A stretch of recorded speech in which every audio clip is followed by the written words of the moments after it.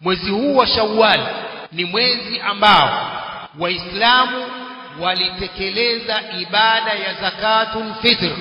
Waislamu walitekeleza ibada ya zakatul fitr, kuwapa maskini na kuwapa wahitaji kwa ajili ya kusafisha saumu zao na kwa ajili ya kuwapa chakula maskini, pia na kwa ajili ya kumshukuru Allah subhanahu wa ta'ala kukamilisha ibada ya Ramadhani.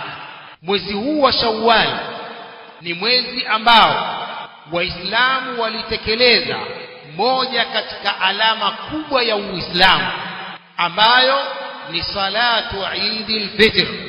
Waislamu walitekeleza sala hii katika viwanja mbalimbali, sala ambayo inahudhuriwa na hata wanawake, sala ambayo inahudhuriwa na kushuhudiwa na hata wanawake wenye hedhi, isipokuwa wao hawasali lakini wanashuhudia kheri na da'watul muslimin. Alama katika alama za Uislamu salatu Eidil Fitr.